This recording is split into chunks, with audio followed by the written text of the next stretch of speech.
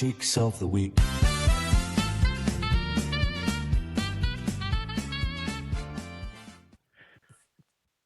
Hello and welcome to the Pelty Bots Perspective podcast. My name's Nathaniel and I'm joined by my good friend Matt.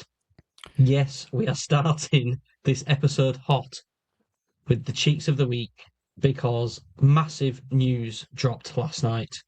The Vegas Golden Knights, in a playoff position, a couple of years off of a Stanley Cup championship, fired Bruce Cassidy and hired what can only be described as an absolutely crazy appointment. The captain of the Hindenburg, John Tortorella, maybe. Holy shit, Nathaniel. Hi guys. Hope you're all good. We're back again, and yeah, slightly different flavour to get us started. But Jesus Christ, I mean, this broke last night. You sent it to me. Initially, I thought you were taking the piss. I think you initially sent it to me from Reddit. I was like, no, this. No, it's not the case. Well, I know the clocks went forward, but I didn't know if the actual day skipped forward a day or two and we're actually on April Fool's Day or something. Yeah. Because this is just ridiculous. I was like, no, surely not. After digging through Twitter and going through all the various kind of respectable journalists, yeah, Bruce Cassidy is out. John Tortorella is in. Now, look, okay, this the agreement with John Tortorella is that he is going to take charge for the next 8 games. And then his future will be decided after those 8 games. Now, what I will say with John Tortorella is he is very good at getting an immediate response, going into a room, flipping a table over and going, what the hell are you guys playing at? This isn't good enough. This is how we're going to play. This is how we're going to win.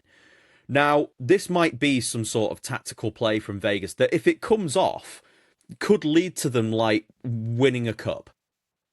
Maybe. But I just don't know.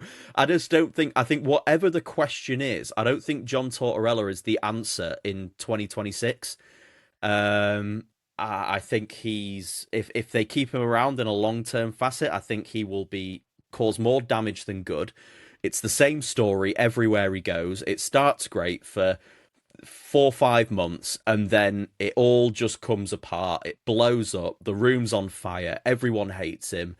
No one, and the team looks broken. I mean, I still think Philly are still feeling the effects, some of those players, of Tortorella being there from last year. I mean, the guy has a knack for causing irreversible damage to player morale. So, yeah, I don't know. They've swapped one Stanley Cup winning coach, and Tortorella has won a Stanley Cup. It might have been in 1951, but he has. His track record recently, he's had an immediate impact, correct, but he's had years and years of just mediocre teams. And is it okay? The setting that he's dropped in, he's obviously coached Columbus, he's coached obviously most recently Philly and things like that. But it's not an inspirational choice. It's not like an upcoming coach with a track record in other things, whatever. It's not. I know Pete DeBoer also coached Vegas, so you can't really just turn and go back to him necessarily after how that ended. But it's just, what is the purpose? I don't think Cassidy was doing that bad a job. No, I feel not bad at for all. Mitch Marner, who's just gone from the tire fire of Toronto and all that market to what he thought was a stable playoff or Stanley Cup contender team with who is the same every year. You know what to expect. They're kind of like the bad guys, etc. But they're stable and they seem to know what they're doing. And now he's just inherited John Tortorella as a coach. Yeah. I'm just thinking, what's happening? Yeah, he must be gutted. Absolutely gutted, because he is exactly the kind of player who Tortorella will throw under the Iveco 18-wheeler, and just absolutely flatten him. Um, Look, we'll see how the next 8 games goes, but I'm not particularly inspired or a massive fan of this choice at all. I think it reinstalls the rhetoric that the NHL is a bit of an old boys club, and it's the same guys getting the same jobs all the time, and it's basically just a carousel of the same kind of 35 coaches getting the same jobs on like an endless cycle. Um, Rotation. yeah, I think there are some really good up and coming coaches. I mean, the likes of David Carl, who is like the hot name on the block in terms of like next coaches. If they wanted to change a direction, they could have gone with Cassidy until the end of the year, and then maybe decided, what, we want to flip direction a little bit here and get kind of like the next sort of big coach. But yeah, this does absolutely nothing for me. It was Yeah. an interesting place for us to start, I think. Yeah, absolutely. I mean, just from a hockey perspective, yes, you'd expect Vegas to do better in this specific division, but it is the worst division of the year. But regular season hockey is so different to playoff hockey. This team, even though we've been down on them all year, we're still being had, and I think everyone's got the nuanced undertones of they're going to creep into the playoffs, sleepwalk into the playoffs, and then they're just going to smash the shit out of everyone, Yeah, because that's just what they're going to do. And now it's just a case of, well, what is it? Has there been something that's happened in that changing room, that that locker room, or in upper management, even that something's happened else? Is maybe not just your nice stuff, but I don't know. It's mind-boggling. We'll see. We'll see how it goes. I mean, if it all goes to shit for them, then I'll be there on my popcorn, happily watching. So, yeah, and for Vegas, they'll only have themselves to blame. I mean, it's a very Vegasy move. They're already kind of like one of the most hated teams in the NHL, so why not bring in one of the most hated coaches and just play that sort of villain arc? But I completely agree with you. I mean, it's not really important how you get to the playoffs. I think as long as you get there, it almost like wipes the slate clean. And if you get to the dance, then you're there. It doesn't matter kind of how you get there. So, yeah, we'll it'd be interesting to see how they get on over the next kind of the next couple of weeks of the regular season, and see if they can make their way into the playoffs. And then we'll have to see. I imagine, obviously, if he gets them there, then he'll stick around. But yeah, it's a baffling decision for me. Swear to God, if the Seattle Kraken, the Kings, or the Sharks, or someone comes up and overtakes Vegas to get the third place spot now, that'd be absolutely ridiculous. Um, Yeah, Worst moves of all time. Anyway, we'll start off in the rundown. And this week we're going to start off with the Metropolitan Division, which I think hasn't had a lead spot in quite some time. Um, the first team in this division, as expected, is the Carolina Hurricanes. But as a common trend across the league, there's been a lot of sort of 50-50 results. Carolina, 3 games, 2 losses and a win. Lost both games against the Canadiens, but did beat the Devils. So, any immediate thoughts about Carolina? uh, not immensely. I mean, we've known for a while now that this team is that they're going to win the division. I don't think that's really up for debate at this point. They've got a 9-point lead at the top. They've played 73 games, so they've got 9 remaining. They've got a plus 42 goal differential. The only kind of point, I suppose, will be not to take a really poor run of form into the playoffs. They've got the Blue Jackets coming up in back-to-back games before playing the Islanders and the Senators. So, they have got an interdivisional game there, or 2, I believe. Yep. And Yeah, they'll be fine. They'll be absolutely fine. I mean, one interesting fact, I guess, is Freddie Anderson started the games against the Canadiens and just came out with an 806 save percentage, 373 goals against. And the game Bussy played against the Devils, they won. Further padding his stats for Bussy winning pretty much every game he starts this year. Yeah, he's Um, done. He's done very, very well. Very well. but, but also the Canadians are a lot better than the Devils this year, so maybe it's not necessarily just the goalkeeper performances; it's the whole team thing. But anyway, Hmm. um, we'll drop into second place, up 2 spots this week, bouncing back are the New York Islanders. Sat on 89 points. They started with a 4-3 loss to your Blackhawks, but they then beat the Stars 2-1 and the Panthers 5-2. And so they firmed themselves back in the mix. They absolutely do. Yeah, there's 1 point separating second and fourth. So it is going to go right down to the wire. They've got the Penguins coming up, which is going to be a massive game in this playoff chase. They've then got the Sabres, the Flyers, which again will be another big game, another big interdivisional game, and then they've got the Hurricanes on the road. A big week for Matthew Schaefer, again getting another 5 points. For me, it's not really that much of a conversation anymore. I think Matthew Schaefer takes the Calder Trophy. I watched the game against the Blackhawks and was keeping a real keen eye on Schaefer, just to I was almost kind of solely focused on watching him play. And the kid is absolutely unbelievable. Just the way he's so calm. For a teenage defenseman, he doesn't panic at all. He looks in complete control of the game at all times, and he is going to be the one of the faces of this league moving forward. They've also signed this week to their entry-level contracts. They've got a couple of really, really kind of hot prospects coming through. They've signed both Cole Eiserman and Keyshawn Aitchison to their entry-level deals. Now, we'll see if they manage to get in the, what impact, if they're able to have one kind of between now and the end of the season. Eiserman, big goal scorer. Really big goal scorer. That is his niche.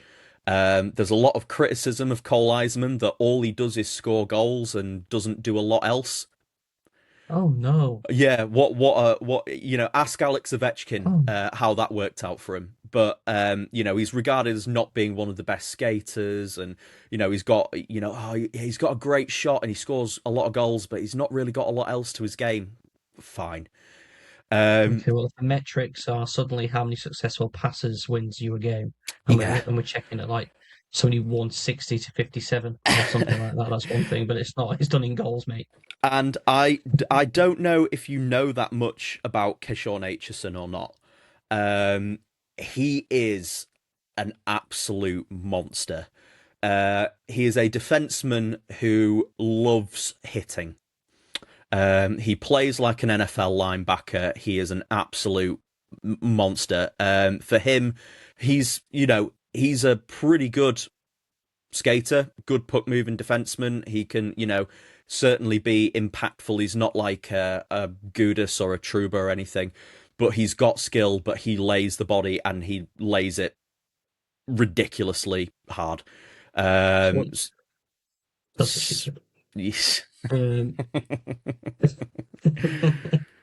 it sounds to me like this is a defenseman who is very good at defending, but he's got not a lot else to his game. So he's rubbish, isn't Well, if we want to look at one trick ponies, then that'll be then yes, he's terrible. But he's put up 70 points in 54 games in the OHL this year, so still not exactly a slouch by any stretch, including 28 goals across those 54 games. So he will join the defensive core of the Islanders and add a really nice sort of for Schaefer. Yeah, absolutely. I want to say he's a left shot, so I don't think that you'll see much of him on a pair with Schaefer, but he's played a couple of games already, averaging kind of 18 minutes give or take. So he's already been kind of logged with some pretty decent minutes in there. But yeah, exciting for the Islanders anyway. Yeah, this is an exciting team.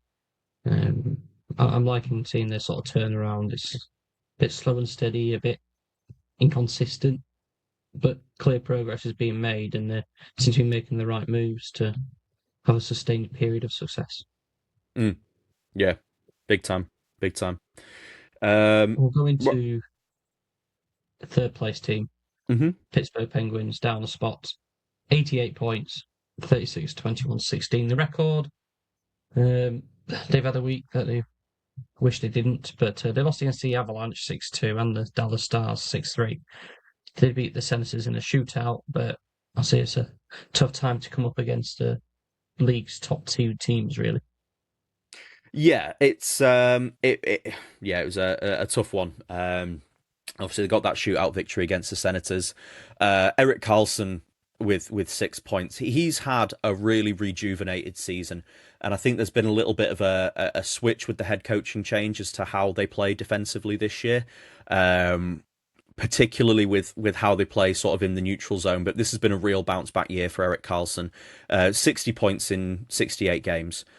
No, I don't think that's quite up to speed. Sorry, but he's been fantastic. To put it lightly, which is great for him. He was having a couple of down years. Not a lot of people liked that contract that he signed in Pittsburgh.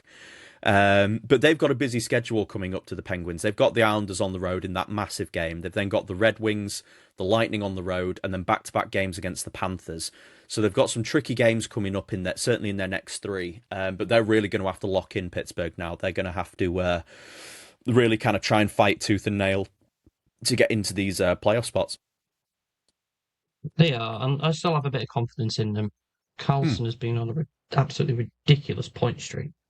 I mean, he had a couple of games where he didn't score, but just going back, he had a goal, two assists, no score, no score, two goals, an assist, a goal, two assists,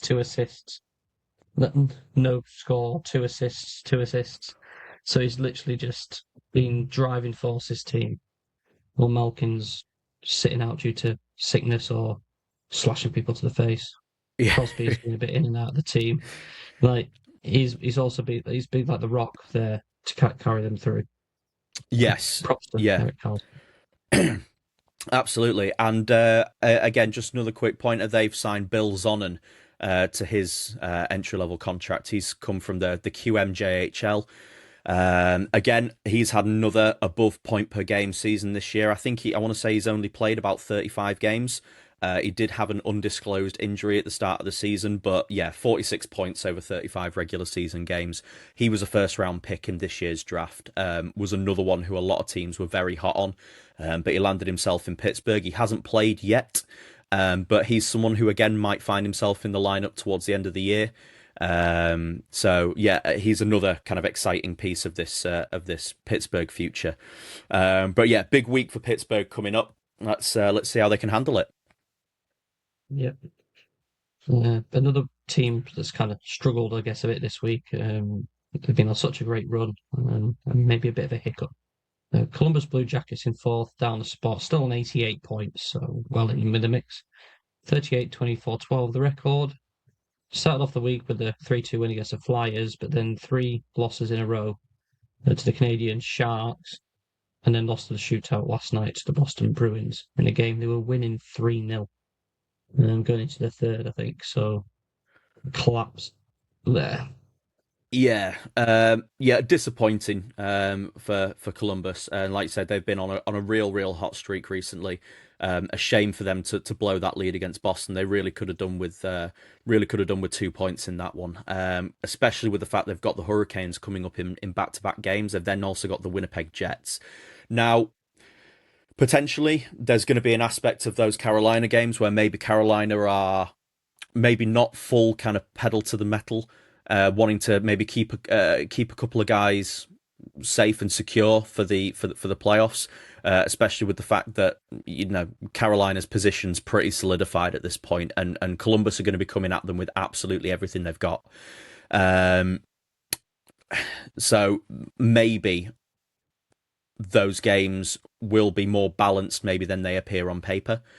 But they really need to come out of these next 3 games with, I would say, 4 points, out of the next 6 available to really sort of try and push themselves into this conversation. Obviously, they are, the wildcard positions are all still looking pretty good, but they're going to want to get in there through one of their own sort of divisional positions. Spots. Yeah, we're ready. Theory of back-to-back games. I do think they'll win one game against the Hurricanes at least. Yeah. I think they'll. That game against the Jets as well. Obviously, the Jets are in a little bit of a well, not a free fall as such, but they're maybe not quite as punchy as they were a few weeks back. So it's kind of set up for them. They just need to kind of follow through on this now and really kind of try and put themselves in as strong a position as possible. But with the Blue Jackets and the Penguins and the Islanders, one of these teams is going to miss out, and that's certainly from their divisional places, and that's a shame because I would like all 3 of these teams to make the playoffs, but unfortunately, it's not going to be. Well, that's not going to be the case. I think it's just one of them's going to have to make their way in through a wildcard spot. Yeah. Now, the 5th place team in this division are interesting with asterisks. And the reason they're interesting is the Philadelphia Flyers are on 86 points. So only 2 points behind Pittsburgh and Columbus, believe it or not. Record of 37, 24, and 12. They're on -3. They lost against, say, Blue Jackets 3-2. But then they beat your Blackhawks 5-1. They beat the Red Wings 5-3. And then last night they beat the Stars in overtime. So they're not out of it yet. They're not at all. And they've got the Capitals, the Red Wings again, the Islanders and the Bruins coming up. So again, a really, really important game coming up on the road against the New York Islanders. Owen Tippett and Trevor Zegras both at a point per game or better. Tippett with 3 goals and 3 assists. He's had a great week. The goaltending, good from Erson, reasonable from Vladar this week. They're getting the kind of good goaltending performances when it matters. They're not out of it as such. They're kind of 2 points off for playoff spot at the moment. Kind of standings wise, they're 2 points out of a wild card spot at the moment. So they could find themselves maybe sneaking in there. Obviously, you've got Detroit there, you've got Ottawa there as well. So this wild card chase going into the final sort of 7, 8, 9 games of the season is going to be really, really, really interesting to keep an eye on. It is, and this is now where we draw, I guess, the line into teams we think can't make the playoffs. I would have put it above Philly before, but they're weak as a put them back in it again. But yeah, the Washington Capitals in 6th place, 83 points. So they're 5 points behind, so they're theoretically not out. They started the week with a 3-0 loss against the Blues, and was a typical Capitals 2026 performance where they just completely shit the bed. But they come back and beat the Utah Mammoth 7-4, and then beat the Golden Knights in a shootout 5-4, which probably triggered Bruce Cassidy's firing. So they've had a week of mixed fortunes. Ovechkin's doing well, some other players doing well. Yeah, but Beauvillier and Miroshnichenko also at a point per game, along with Dylan Strome and Cole Hudson as well, who has been making a nice impact since he's come in, signing his entry level deal. Obviously, Lane Hudson's brother. The NHL is full of sort of sibling rivalries at the moment, and he's been impressive since he's come in. I've liked his game. Next game coming up for them is against the Flyers. They then got the Devils, the Sabres, and the Rangers. I'm with you. I think it's a bit of a step too far. They are 5 points behind Columbus in the wildcard spot there. I think that might be a little bit too far. But we've seen kind of Philly put themselves right back in the conversation. Washington might, but it not for me. There's too many. When we get down into like the sixth place teams, it's going to be tricky. And I'm going to talk about this with a team in another division where you play other teams in your division a lot.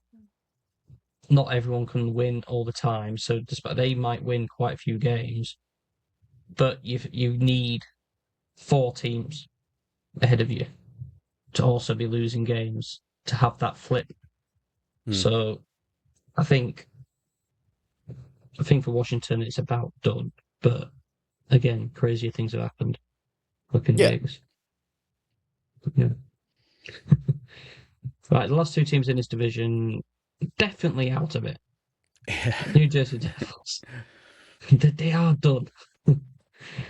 78 points the Devils have, and they've taken this long to have a very good week. They beat the Stars 6-4, Predators 4-2, the Blackhawks 5-3, but then did lose to the Hurricanes 5-2. But yeah, so good week on paper for the Devils, but too little, too late. 100%. Yeah, they've left it a bit late to kind of turn it on now. Jack Hughes with 8 points in 4 games, terrific week for him. You're even looking at Bratt and Heischer have 6 apiece, Siegenthaler with 5, Timo Meyer with 4 points as well.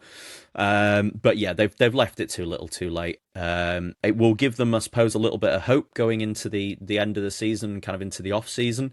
But we've covered the kind of deficiencies with this New Jersey team quite extensively over the course of the year and their sort of fragilities. Not really sure kind of what this means for them moving forward. Obviously, they're not going to make the playoffs this year when they were kind of highly touted to. So, I don't know if they're going to kind of stay put with the roster they've got, try and make some changes, try and add maybe some more grit and physicality in there.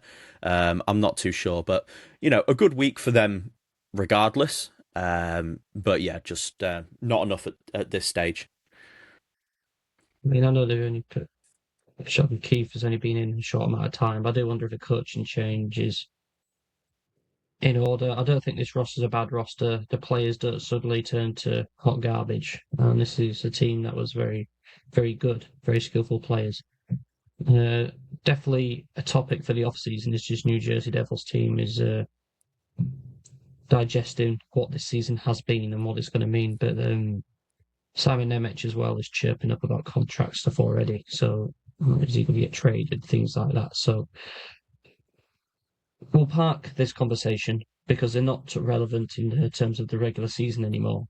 But I think they will be interesting come the off season. Yeah, for sure. Yeah, there'll be a big topic of conversation, I think. And then we go to the New York Rangers. They're on an amount of points. 30, 35, and 9 is the record. They lost against the Maple Leafs 4-3, but then beat your Blackhawks 6-1. What's happening with the Blackhawks, Matt? Come on. And then they beat the Panthers 3-1. So I'm not sure how much you want to talk about it, but yeah. The only kind of point of conversation that I think is kind of somewhat interesting with the Rangers has been since the trade of Artemi Panarin, it has seen a real uptick in form for Alexis Lafreniere. Now, obviously, he's not quite hit what was expected of him since he was drafted first overall. And I'm not sure kind of how much you remember about that draft year with Lafreniere, but he was a can't miss number 1 pick. He was going to be the next Sidney Crosby. And when the New York Rangers landed him at 1, they were like, this is an absolutely unbelievable steal for the Rangers, with where they were at the time. They're adding this guy who's going to be a generational talent, Hall of Famer, multiple award winner. Obviously, it's not quite panned out that way. He's still only like 24 or, something like so. He's still got plenty of years ahead of him. And maybe it's just about giving him the platform to be the guy. And maybe Panarin moving out the door opens up and frees that up for him. We'll see how he does next year. Obviously, the Rangers, I know they say that they're retooling, not rebuilding. I don't even know if they're rebuild. I don't know. I think the Rangers are a complete mess, and obviously they've got a lot of money tied up. They're paying out the most expensive goalie in the league, which is fine. It's good to get the best, arguably one of the best players in his position in the league, signed to your team, but when the rest of the team is kind of failing to perform, unfortunately, having an A1 goaltender is kind of irrelevant at that point. So yeah, that was kind of my only point of interest with the Rangers, just because he's been on the score sheet a lot recently, and yeah, we'll see kind of what the future holds for him. Right. We're going to take a quick break and we'll be back in just a moment. Stars of the week.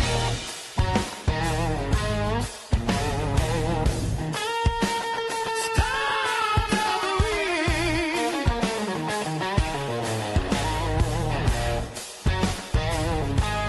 Feel the power. Feel the beat.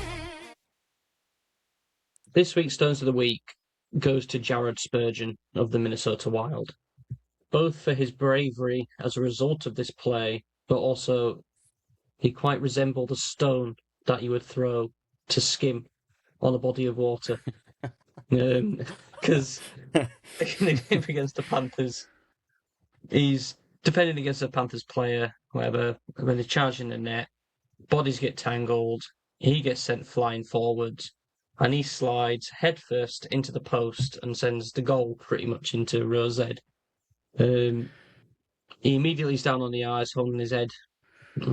He gets up with some help, towels galore, and yeah, a lot of claret. That towel looked like a t-shirt. Where's Wally wears? Yeah, looks like something you'd like tease a bull with, if you were a matador. But yeah, I mean, for lack of a better term, he got a mouthful of pipe.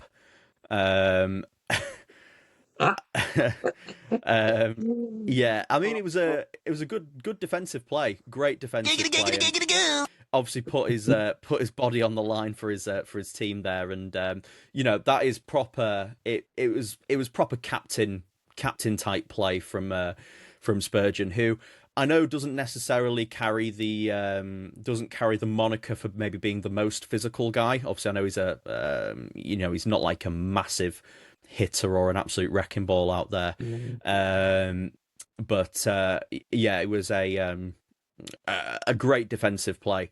I did just want to give a slight shout out because this was going to be it anyway, so I didn't throw out our second one, but just wanted to highlight Louis Crevier of the Chicago Blackhawks taking a skate to the eye and then playing the next day. He was fortunately he was all right, but yeah, took a very unfortunate kind of skate up to the eye, a lot of blood, and he looked quite panicked, but turned out to be all right and was back in getting ready to be back in the lineup. There's the NHL Skyrim crossover you never expected. He was all right until he took a skate to the eye.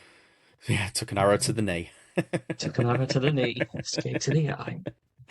Austin Matthews certainly took an arrow to the knee.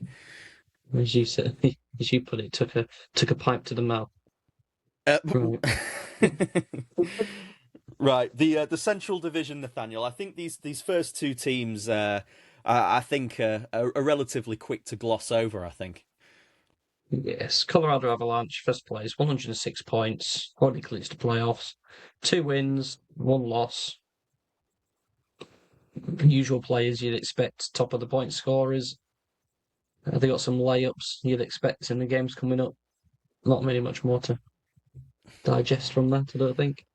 Yeah, standard procedure really. McKinnon and Natchez a point per game, Kadri at a point per game, Malinsky at a point per game. Yeah, they've got the Flames and Canucks up in their next 2 games, which could potentially get ugly for those teams. And then they've got the Stars on the road in what is an absolute kind of don't think really carries too much implication at this point and then they finish off their week against the Blues at home.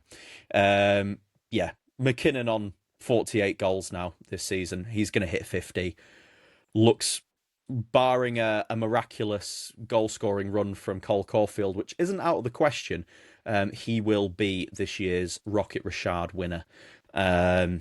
So, yeah, great. Good week for Colorado. Not as good a week for the Dallas Stars. I mean, they've reached 100 points threshold now, 44-18-12 the record. Lost against the Devils, Islanders, and overtime loss to the Flyers, but a 6-3 victory against the Pittsburgh Penguins. So it's, yeah, they've clinched a playoff spot. They're not necessarily stressing. They could try a run and overtake Colorado for the top spot, but if I'm honest, I don't think they're asked. No, I think they are quite content. I think with their with their positioning. Interestingly enough, their two players at a point per game this week were Maverick Bourque and Jason Robertson. Two pending RFAs. Maverick Bourque obviously signing that really team friendly 1 year $950,000 contract. Now, obviously, we know what the situation's going to be with Jason Robertson. We know they would love to keep Jason Robertson. But also, Maverick Bourque's going to need paying as well. He's had a good year. He's seen as a high potential piece for them as a team. I'm not quite sure what his stats are off the top of my head. He has... And Spotrac is not giving me the stats on those, so thank you for that. But look, he's had a good year and he's a big part of this team's future. So I doubt they're going to be able to. I clicked that 5 seconds ago, by the way. Nice. I doubt that he's going to be looking at taking another cheap 1 year deal. I think he's going to be looking to get his. So yeah, I think there will end up being a casualty on the roster from this Dallas team, but we'll see who it ends up being. Yeah. Well, jump into third spot, the Minnesota Wild, 94 points. Lost against his Lightning and the Bruins, 6-3 apiece. Rather frustrating to watch, but we did beat the Panthers 3-2. As we said last week, this team's messing around with the lineup a bit, seeing what kind of works. Yeah, it's not much really to say about it. I'm not going to get up in my feelings about the losses because losses happen. But it was good to see the Foligno brothers playing together on the same line.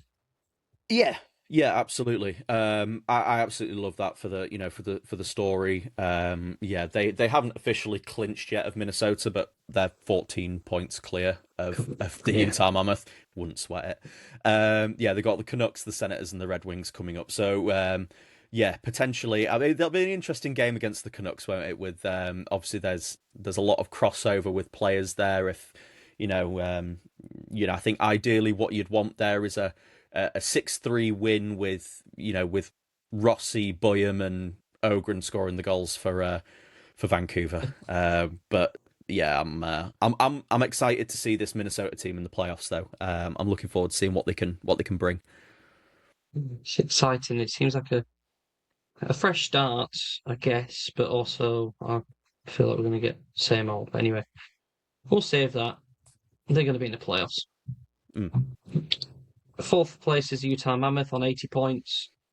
They're still going strong, but making a bit of a meal of it. They lost against the Oilers and the Capitals this week, 5-2 and 7-4 respectively, before beating the Kings 6-2 comfortably away from home. So I think Mikhail Sergachev with 7 assists leads their team this week. Yeah, and they've had some good offensive production this week. Sergachev's got 7 assists, Keller's got 5 assists, Kerfoot with 3 goals and an assist, Cooley with 3 goals, Gunther with 2 goals and an assist as well. So an offensively good week. They've just lapsed defensively on this one. In 3 games they've conceded 14 goals, which if they are going to make a wildcard spot, which certainly seems as though they are, they're going to have better goaltending than that. So, they'll be fine. They'll make that wild card spot. They're on 82 points now with 8 games remaining, so they'll be fine. They do have, interestingly, a 49 goal swing on Nashville behind them, though. So the goal differential is massive there between the two. They've got the Kraken and the Canucks coming up on the road, but we'll see them in the postseason. And you're correct. They are on 82 and not on 80 points, so silly me. But no, the Nashville Predators, like you say, 5th place, 77 points, if I'm correct. You are. They started off with a 6-3 win against the Sharks, and then 3 successive losses against the Devils, the Canadiens, and the Tampa Bay Lightning. So, I mean, their winning streak has hit a snag, but the Canadiens and Lightning are clearly better teams than this Nashville Predators. They are. It kind of all came at the wrong time for them, really. I mean, this would have been a really good week for them to try and push themselves into that wild card kind of dominance. They are still there as things stand by a point. But yeah, those losses against the Habs and the Lightning, I mean, that was just a skill gap. That loss to the Devils will have been disappointing for them for sure. They really could have done with those extra 2 points. Another good week for Philip Forsberg. He's now on 67 points in 74 games this year, on a -1 for the season. So that gives you a bit of an inkling into how up and down their defence has been this year. But Kings and the Sharks on the road for them next. So they move up from Florida up into California to kind of begin to close out the season. Yeah, they've gone full Sunny D, haven't they? From Florida to California. Yes, they certainly have. They've been sucking a lot of D this week as well with their performances.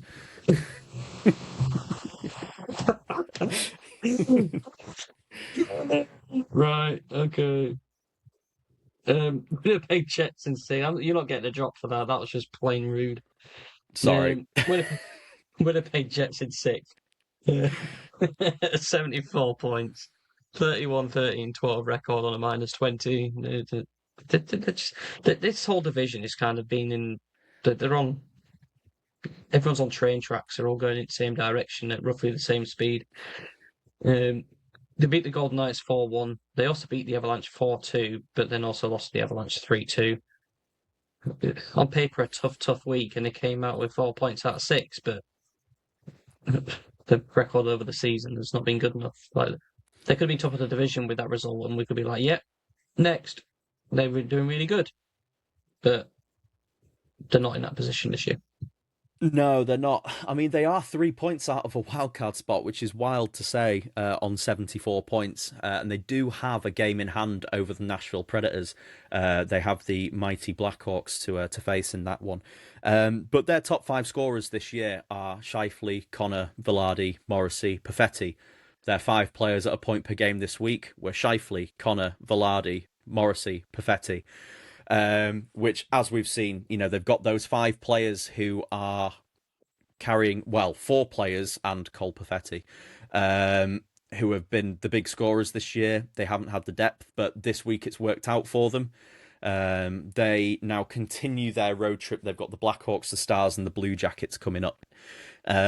So, I don't know. I don't feel like we can completely say that Philadelphia aren't out of it without saying that the Winnipeg Jets aren't out of it. But with this road trip, I think we'll know in the next 3 games whether they're in or out. Whether they're going to shake it all about. And that's what it's all about. That's what they call it. The St. Louis Blues in 7th with 73 points. This team straight the fucking shit out of me, I swear to God. There's a few teams in this league where you just say, they beat the Capitals 3-0. They also beat the Sharks 2-1 in overtime, but then they smashed the Maple Leafs 5-1. So they're one of the league's form teams, Matt. Their goalkeeper tandem of Hofer and Binnington with a goal against average of 1 or below. Yeah. Yeah, big Jimmy Snugs with another point per game week as well. He's having a good rookie year for St. Louis. I like Snuggerud. He's going to be a big part of their future. I still think this is a team who will blow it up in the summer. That being said, they're 4 points out of a wild card spot, and they're one of the league's informed teams. They're on their California road trip next with the Sharks, the Kings, and the Ducks, before then going on the road to Colorado. So, again, I think at this point in the season, with the amount of games we have remaining, I think we will know after these next kind of batch of games where they sit, whether they're in, whether they're out. If they have another week like they've had this week, they could be right there. But equally, if they fall down a little bit, they'll be right out there. Yes. If it turns out, after how this season's gone, that the Kings don't make the playoffs, but the Blues sneak into the wild card spots. You're going to be raging. Honestly, I don't know what I would do, but it's still on the cards. We've been slating this team all year. I was sitting comfortably on this pick, and this is why you don't make a judgment call on how the season's going to go in game fucking 6. But yeah, Jimmy Snuggerud is a good player. He's the new Jordan Kyrou. Potentially, they've just kind of replaced one with the other, if I'm honest. I mean, they've got the same amount of goals, same amount of assists. Snuggerud's got a +8 with the Kyrou -5, and Snuggerud's played 2 games less. So they very much have the same similar sort of role. I think Snuggerud's younger, is on a rookie contract. Kyrou's been in and out a little bit.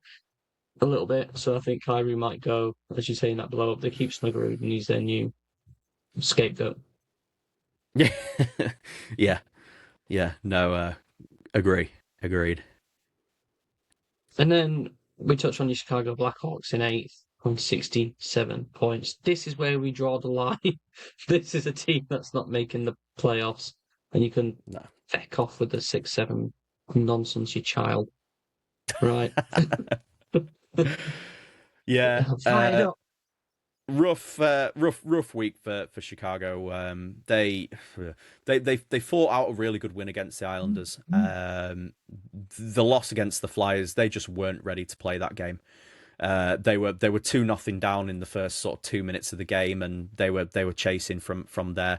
They had an opportunity the next night to bounce back against the Rangers and just failed to do so. It's a Rangers team with nothing to play for. And then they kind of blew a lead to the Devils in the third period. It is Chicago's 10th third period lead that they've blown this year, which we could be talking about. Even if you were saying, okay, you're not going to give them 10 wins in that one, but let's say they kept 7 of those, that would potentially be at least an extra 7 points, which would put them kind of right there with St. Louis, put them right there with Winnipeg.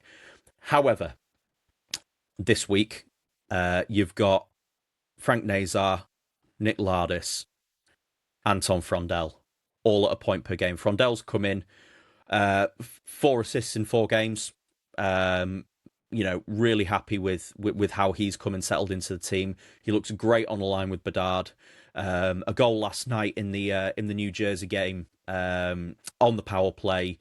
Bedard to Nazar to Frondel, back to Nazar. Nazar scores. It was a real nice sort of look into the future. So in a forward capacity, this team's looking really exciting. They are the youngest team in the league as things stand. Their oldest defenseman on the roster is 24-year-old Alex Vlasic. And we your oldest. Yep. that is the extent of what we're dealing with here, and we're seeing that in the defensive performances. You what? Sorry. So I've got t-shirts older than that. Oh yeah, absolutely. But I've got some pairs of socks that are running it pretty close. But yeah, this team has a bit of a physicality issue, as I've mentioned a few times now. They unfortunately, anyone kind of capable of laying a big hit, changing the tide by dropping the gloves or anything like that was traded. So there is a bit of a physicality issue. Artem Levshinov's got a hand fracture that's going to keep him out of the rest of the season. And but look, this team's in a healthy position in terms of the tank standings. Not that they're directly tanking, but we'll see what the draft lottery brings them. But right at this moment in time, there's some green shoots appearing with the forward players on this team, especially. Yeah.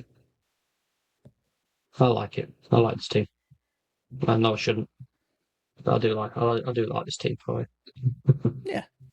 Looking And with forward. that, we come to the end of the Central Division. We'll take another break, and we'll be right back with the next one. Stay with us. Days of the week.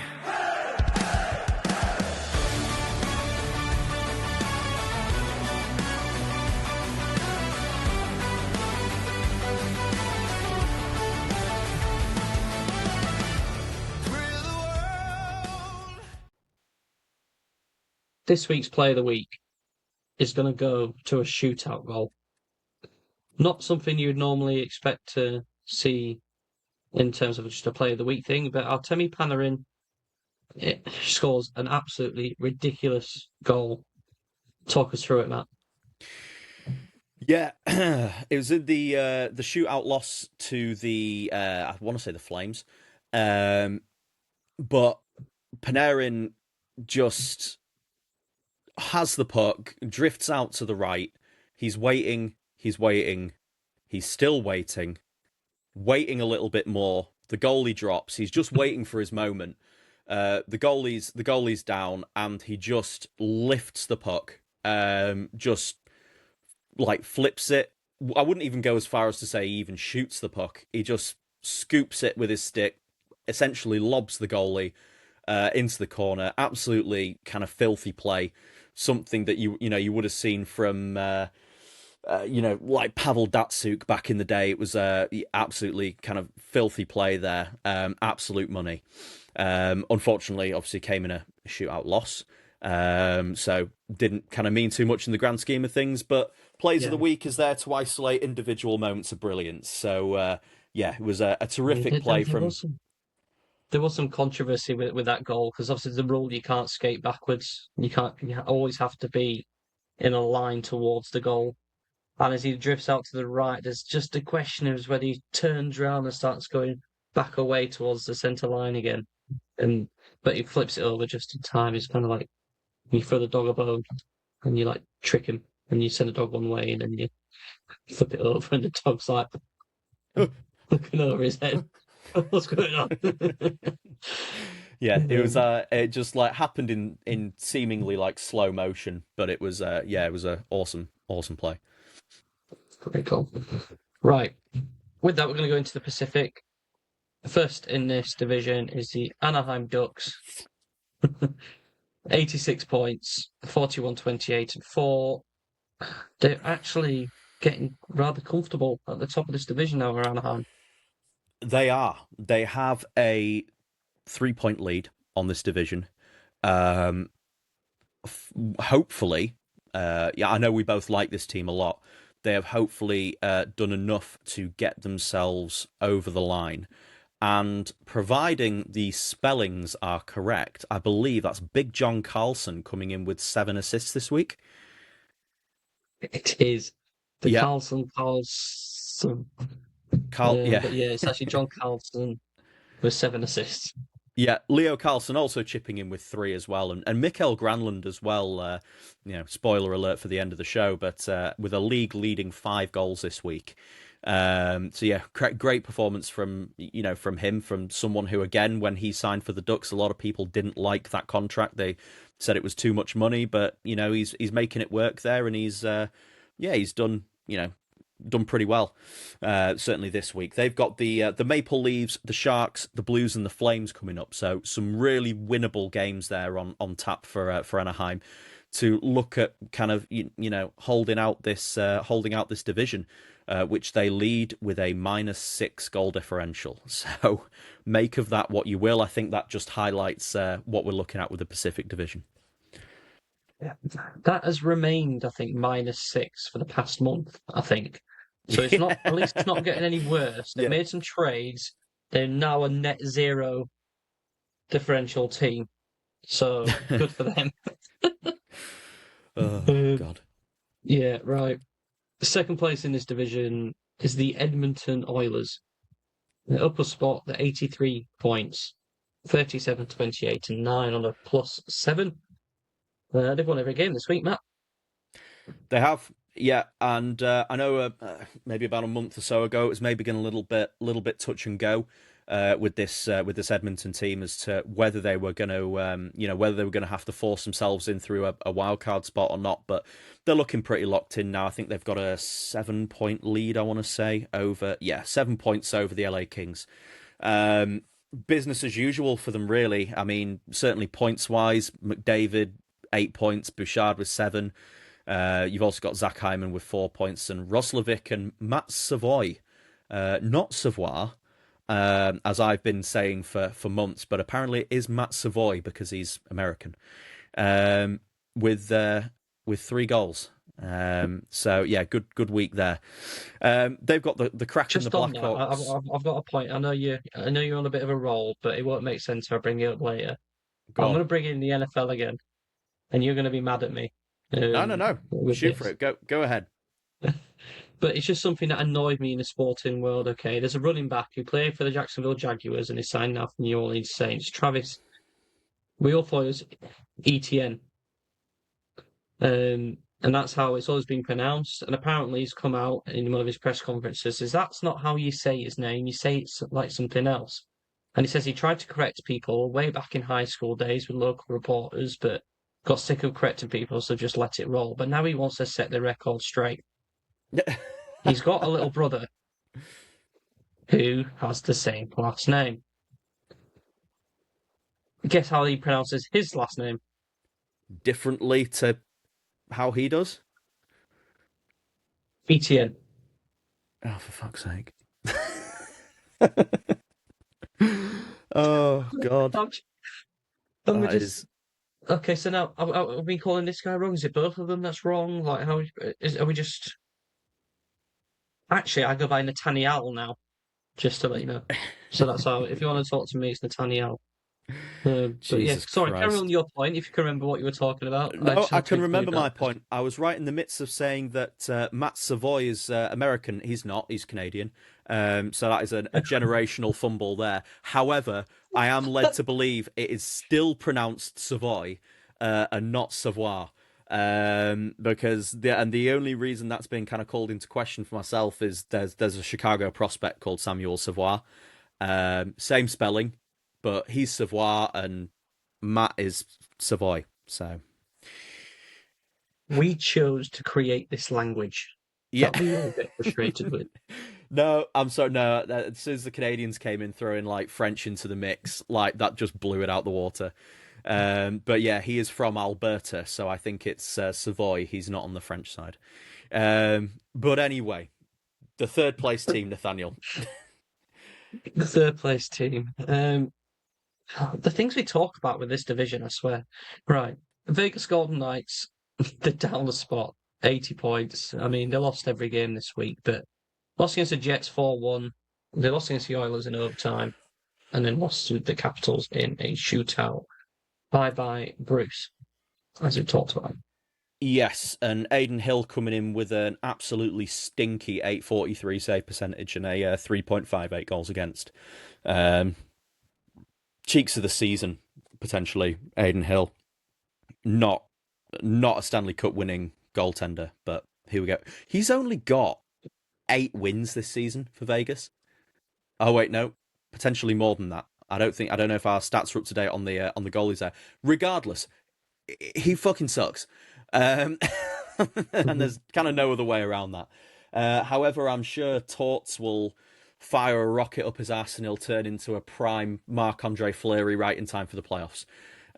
So we'll see what happens there. Into a crater. That being said, Torts has the next 2 games of the Canucks and the Flames to get his feet under the table before he then faces the Edmonton Oilers. Maybe they've thought that was the idea behind the coaching change was, we've got a couple of winnable games here that we can, try and get him acclimated to the arid desert of Vegas before they then go on the road to the Edmonton Oilers. So, I mean, they're still 4 points clear at this point of the LA Kings. Sorry. So their position in the postseason's looking relatively solidified at this point, barring a monumental collapse, which Torts' track record would suggest they're not in for an immediate collapse.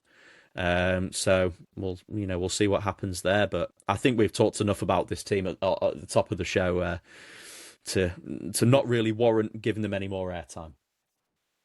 No, this division sucks. LA Kings in 4th, 76 points, 29, 26, and 18 on a minus 27. And they're 4 points out of a playoff spot, an automatic playoff spot, never mind a wild card. Penalty shootout loss against the Flames 3-2. They beat the Canucks 4-0 and then lost against the Mammoth 6-2. I don't know what much there is to really say about this Kings team. We kind of know what they are this year. We're recycling knowledge. Yeah, I mean, I think the only kind of thing that's important with this LA team at the moment is they've played a game less than Nashville, and they're 1 point behind them in the wildcard standings at the moment. So that game is against the St. Louis Blues, and so we'll have to await and see what happens in that one. They've then got the Predators in what's going to be an incredibly important game for them, and then they've got the Maple Leafs after that. So they are right in it, but like you said, we know what this team is at this point. If by hook or by crook they do make the playoffs, they are due for a first round waxing. Yeah, I'm thinking, do I make another prop for the Kings Blues game on the 1st of April? Whoever wins that game will get into the play. No, I'm not going to do it. As tempted as it might be, I'm staying way fucking clear. You're so invested in these 2 mid teams. I feel like I'm a king, but I'm feeling blue as well. So anyway. Oh. Move it on. Right. Let's take our minds off that with a chat about the Seattle Kraken in 5th. This fucking division. This fucking division. I mean, this team is trying to generate some interest. There are 2 penalty shootout losses and an overtime win. They could have come away with 6 points this week against the Panthers, Lightning, and Sabres, but they come out with 4, which is still reasonably good. But you look at that, their game run, and you think, what the fuck? Yeah. Bobby McMahon. McMahon is the guy, it would seem. Another massive week as well for Big Capo Caco. So he's had back-to-back weeks of point per game or better. Is he the key? Probably not. But yeah, this team is 2 points out of a wildcard spot, and they've got 2 games in hand over Nashville. So, and I'm going to check myself from our last episode where we had a quick look inside UFAs and Bobby McMahon. And the reason why I didn't really know, I guess, who he was for the Seattle Kraken team, especially getting confused with McCann, is because he was traded from the Toronto Maple Leafs, wasn't he? Yep. I did not see that. I did not know. It just goes to show. I don't know what it really shows, but that's kind of why it just kind of baffled me. I saw it the other day and I was like, oh, and he's 8 games since being traded from the Toronto Maple Leafs. I'm like, that's why he's not been brought up for Seattle all year. It's because he wasn't fucking on the Kraken in the first place. Nope. Right. Oh There's God. there's a lot of players, there's a lot of teams. It's hard to keep track of Yeah, everything. yeah. Don't. Right, Yeah, you're all good. don't beat yourself up. Right, San Jose Sharks in sixth, 73 points. This is a team I think we both wanted to make a push and be this second wildcard team, but I don't think it's going to happen. We lost 6-3 Mm. against the Preds, overtime loss against the Blues, and then they did beat the Blue Jackets 3-2, but they're just not good enough yet. No, they're a team. They're a work in progress, and they're. I don't think this year's the year that they get there, but they'll go back. They'll add a couple more pieces over the summer, I'm sure. There'll be another. Smith will be another year down his development. Eklund will be another year down his development. They'll be in with another year of Sam Dickinson on defense. Obviously, year 3 of Macklin Celebrini.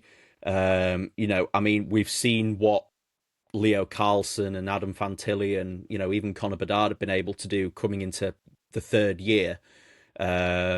So God knows what that means for what Macklin Celebrini is going to do next year. He's on 98 points this year. He's the third highest scoringest teenager in NHL history, only behind Wayne Gretzky and Sidney Crosby. So, he's an absolute stud. But yeah, they've got the Blues, the Ducks, the Maple Leafs, and the Predators again at home. So yeah, I think they'll get their way through to the end of the season. But no, not a playoff team for me. And would you believe it? 3 points behind the Sharks, 7 points out of a playoff spot. Calgary Flames in 7th. They're gathering points at a ridiculous rate. 5 points out of the 6 available this week. They beat the Kings in a shootout 3-2. Lost to the Ducks in overtime 3-2, and then smashed the Canucks 7-3. I've got no words. But why are they doing well?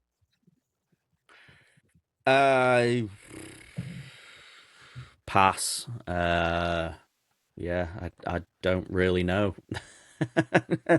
Yeah, they've had a kind of resurgent end to the season, and managed to put together enough kind of results to almost kind of batter their draft lottery odds, really. So we'll see what happens when they get there, but yeah, it's I don't really have an answer. No. They got the same record in the last 10 games as the Ducks and the Oilers. Yeah, they're So 6-3-1 in their last 10. mental. But yeah, they're not making the playoffs. And that's that. And neither are the Vancouver Canucks, who I'm No. not sure how much detail you want to go in with this team, but they lost every game.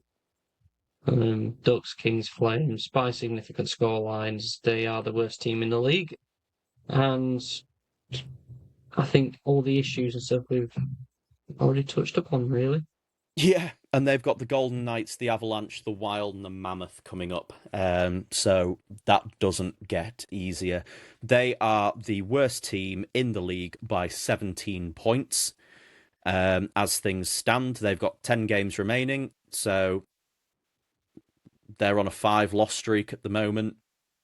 2-7-1 in their last 10. This team sucks. Potentially, we'll see what happens there. The Vancouver Shucks. Right. And with that, we're going to take our final break. And we'll see you shortly.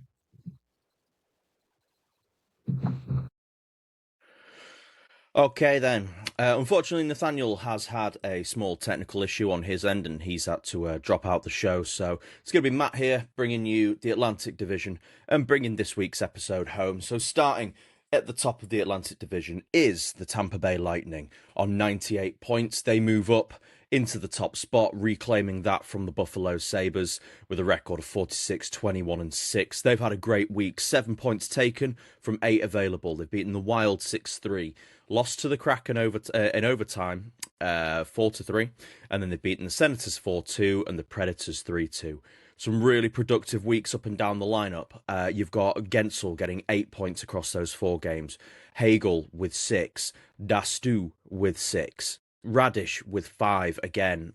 In our previous episode, we touched on Darren Radish being a really key free agent this summer. You know, he's going to make a lot of money wherever it is that he ends up going.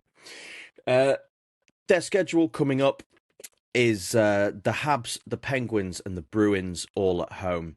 So this is you know, quite an important few games for Tampa, really, if they want to really solidify themselves at the top of this division and actually take it home.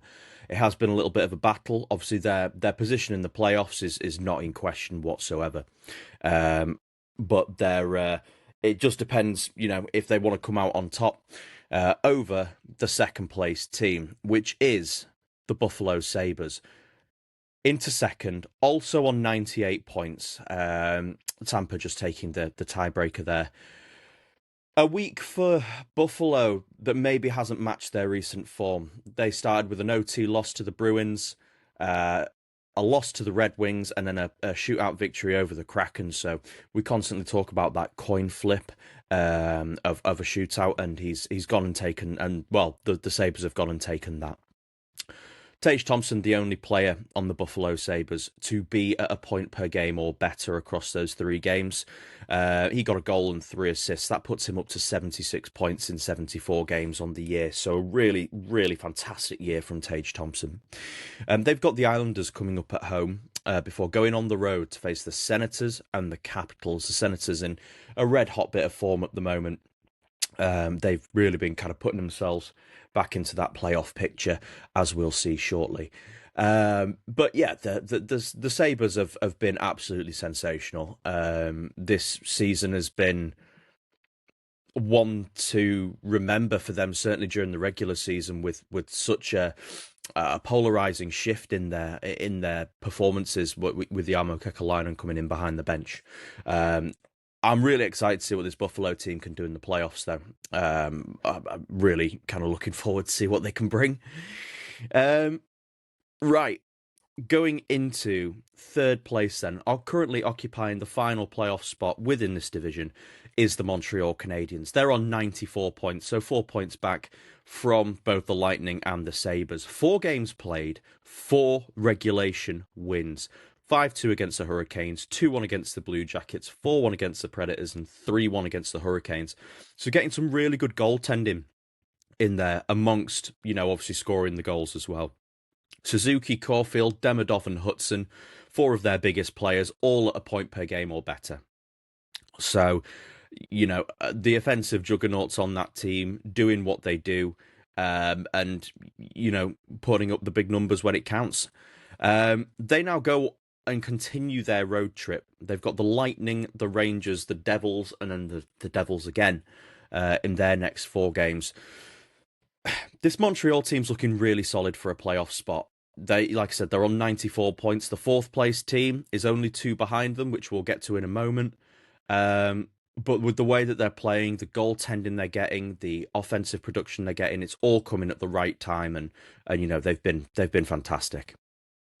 So moving into 4th place then, that space is currently occupied by the Boston Bruins, who've had a very sort of mixed week. They've got a regulation loss, an OT win, a regulation win, and a shootout loss. So different kind of results all over the board. You've got Pavel Zacha having a great week with 5 goals and 3 assists there. Arvidsson, Pasternak, McAvoy, and Middlestat all at a point per game or better there as well. They've currently got the Stars, the Panthers, the Lightning, and the Flyers coming up in their next 4. So some tough games in there. However, I've said it many, many times before, you can never count out Boston. And that's certainly the way it's proving to be. They are going to fight tooth and nail to make sure that they, you know, that they're in there with a shout. I don't know if they'll pip Montreal to one of those spots or not, but they'll certainly fight them for it. If not, they are looking obviously very healthy for potentially a wild card position. Into fifth place then is going to be the Ottawa Senators. Nathaniel's berserker team, always going in there, causing disruptions and, disrupting the general flow of the NHL, I think.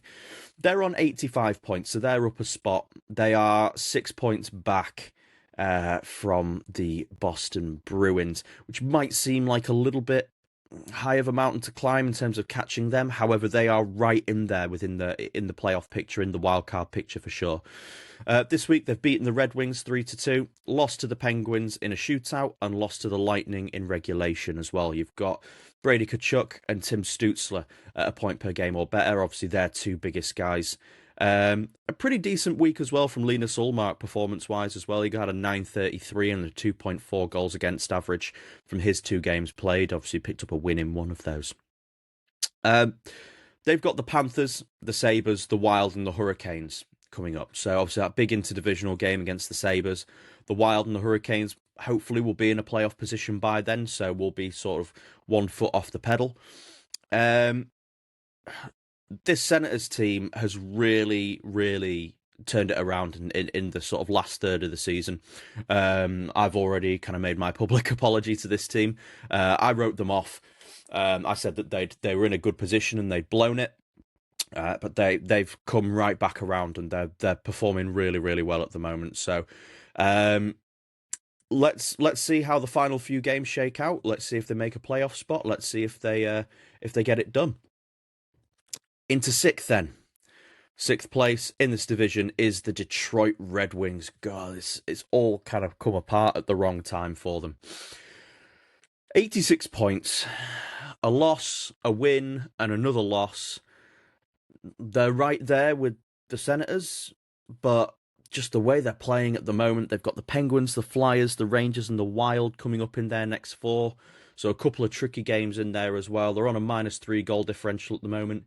And even with, DeBrincat, Seider, Kane, Raymond all being at a point per game or better, it's just not really come together for them. A couple of losses in there. That loss to the Senators obviously was massive for them.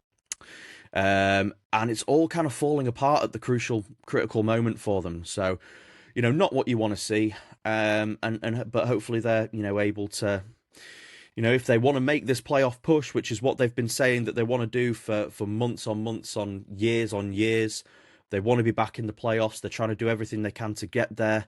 They're going to have to find it in this final couple of weeks. Into 7th place then is the Toronto Maple Leafs. Despite having 2 wins and a loss on the week, they're just, for me, they are just a franchise all over the place. They're on 75 points. We don't know what's going to happen. They are going to be one of the most interesting teams to talk about in the off-season. I think there's going to be trades. I think there's going to be guys traded who you wouldn't expect. I think I could see them blowing it all up entirely. They've got the Ducks, the Sharks, and the Kings coming up. So that infamous California road trip coming up next for the Toronto Maple Leafs. And, I'm really looking forward to covering this team over the summer period with Nathaniel and seeing exactly what it is that this team do, week by week in order to, try and put themselves back in a position where they're actually being competitive and, actually looking like they're playing meaningful games in April. Which leads us into our final team. 8th place, 73 points. It's the Florida Panthers. 4 games played, a shootout victory against the Kraken, and then losses in regulation against the Wild, the Islanders, and the Rangers. They're not going to be bothered. Certainly their position at the moment within the standings certainly seems as though they will be keeping a hold of that first-round draft pick that is potentially due to go to Chicago. That will instead slide to next year instead. Matthew Tkachuk at 4 points in 4 games on this week as well. They've got the Senators, the Bruins, and the Penguins coming up in their next 3. They are my free pass team. I don't see any issues with them playing this way. They're banged up off the back of 2 cups. Let them have a season to bring it all back together and go again next year. And that summarises our the penalty box perspectives, points and results, and every team through this week. So, where does that leave the NHL as things stand? Points-wise, top of the week, Zacha, Gensel, Hughes and McDavid all on 8 points this week, with Pavel Zacha and Mikael Granlund taking home the top spot for most goals scored this week with 5 apiece. The penalty box perspective award for penalty minutes.